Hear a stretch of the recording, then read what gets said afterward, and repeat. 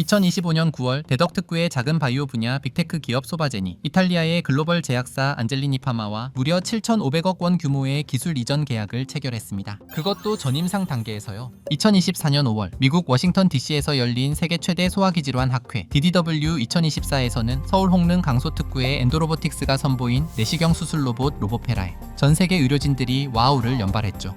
광주 특구의 SOS랩은 외산 독점이었던 라이다 센서 시장에 국산화 기술로 돌풍을 일으키며 현대차그룹과 손을 잡았습니다.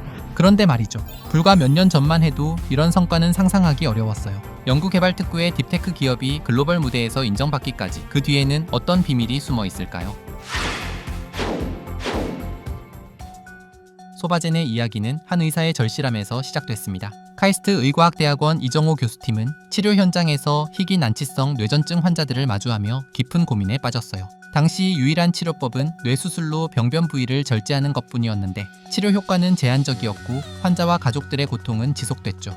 그런데 이 대표팀이 2015년과 2018년에 국소피질 이형성증 제2형의 발병 원인이 MTOR 유전자 돌연변이라는 사실을 세계 최초로 규명해냈어요. 바로 이 발견이 게임 체인저였습니다. 이를 기반으로 개발한 신약 후보 물질 SVG105는 기존과는 완전히 다른 작용 기전을 가진 퍼스트 인 클래스 신약으로 주목받았죠. 혈액-뇌 장벽이라는 또 다른 난관도 있었어요. 하지만 소바제는 척수강 내 직접 주입 방식을 도입해 이 문제를 우회했습니다. 이런 혁신적 접근 덕분에 전임상 단계에서도 글로벌 제약사가 7,500억 원을 투자한 거예요. 엔도로보틱스의 김병곤 대표에게도 해결하고 싶은 문제가 있었어요. 기존 내시경 수술 도구는 간단한 집게와 올가미 정도로 용종을 잡고 떼는 단순한 움직임만 가능했거든요. 복잡한 수술은 결국 배에 구멍을 뚫는 복강경이나 개복 수술을 해야 했죠. 내시경이 의사의 손처럼 움직일 수는 없을까? 이 질문에서 로보페라가 탄생했습니다. 미세 케이블 제어 기술로 내시경 앞단에 사람 손에 해당하는 소형 다관절 그리퍼를 장착한 거예요. 360도로 자유롭게 움직이며 봉합까지 가능한 이 로봇은 기존에는 복강경으로만 가능했던 초기 암 절제술을 내시경으로 할 수 있게 만들었죠. 2024년 5월 DDW 2024에서 로보페라를 본 글로벌 의료진들의 반응은 폭발적이었어요. 이렇게 작은데 이런 움직임이 가능하다니 라는 생각이 들 수밖에 없었습니다. 경쟁 제품 대비 가격은 10분의 1 수준, 본체 크기는 일반 PC보다 작았거든요. 그리고 2025년 9월 말 마침내 미국 FDA로부터 510K 승인을 받았습니다. 국내 의료기기 기업 중 NAY 코드를 받은 건 엔도로보틱스가 처음이에요. 한편 2016년에는 광주과학기술원 박사과정 연구원 4명이 모여 SOS랩을 창업했습니다.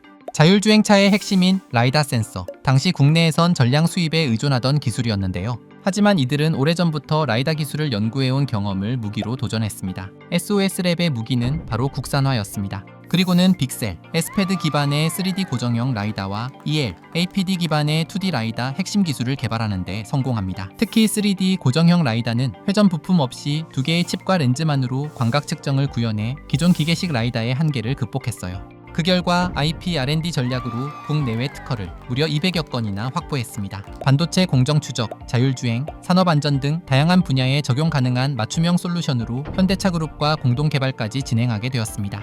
그런데 이 모든 성공 스토리에는 공통점이 하나 있어요. 바로 연구개발특구진흥재단의 체계적인 지원이 있었다는 거예요.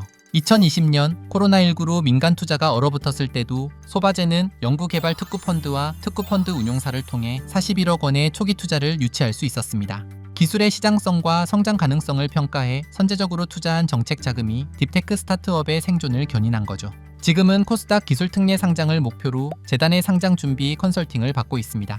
엔도로보틱스는 2021년 9월 제1236호 연구소 기업으로 등록되면서 본격적인 성장 궤도에 올랐는데요. 같은 해 11월엔 강소특구 혁신성장 IR 경진대회에서 최우수상도 받게 되죠. 강소특구 기술이전 사업화 지원과 2024년 상장예비기업 대상 IPO 커스터마이징 지원까지 재단의 전주기 지원 체계가 실질적 역할을 했습니다. SOS랩은 2021년 첨단 기술 기업 지정을 기반으로 광주 연구개발특구에 입주해 연구개발특구 육성 사업 참여 기회를 확보했습니다. 센서 R&D를 위한 전용 공간과 실험 인프라, 지역 대학과의 산학연 연계 지원이 기술 완성도를 높이는 발판이 되었습니다. 코스닥 상장을 위한 기술 특례 컨설팅도 받고 있습니다. 이처럼 연구개발특구진흥재단은 유망한 기업과 기술을 발굴해 지속적으로 지원하고 있는데요. 특구재단의 지원 시스템은 아주 체계적입니다. 우수한 공공연구 성과를 발굴하여 기술을 창업으로 연결하고 투자 유치부터 기업 공개까지 전주기를 지원해요. 실제로 특구재단은 과학기술 분야의 신기술, 신산업을 육성하고 관련 기업들의 초기 자립은 물론 글로벌 성장을 위해 다양한 지원 사업과 제도적 장치, 인프라를 구축하고 있습니다. 최근에는 국가전략기술 분야에서의 딥테크 유망 기업에 지속적인 관심을 두고 창업 활성화를 위한 투자 및 스케일업, 해외 진출 지원 등 물리적, 제도적, 정책적 지원을 확대하고 있습니다. 그리고 그 결과가 참 놀랍습니다. 연구개발특구 내 입주기관은 14,989개에 달하며 상장기업 시가총액은 2005년 8,500억 원에서 2025년 8월 72조 9천억 원으로 무려 약 86배나 증가했어요. 한국 딥테크 시장 전체가 들썩이고 있어요. 2024년 딥테크 10대 분야 벤처 투자는 총 3.6조 원으로 전년 대비 34%나 증가했고 이는 최근 5년 중 최대 규모입니다. 소바젠, 엔도로보틱스, SOS랩 이들은 단순히 개별 기업의 성공이 아닙니다. 기초과학 기반의 기술이 어떻게 정책적 토대 위에서 시장 성과로 전환될 수 있는지를 보여주는 구조적 모델인 것입니다. 그리고 연구개발특구 중심 기술 창업 생태계가 현장에서 실효성 있게 작동하고 있다는 증거이기도 합니다.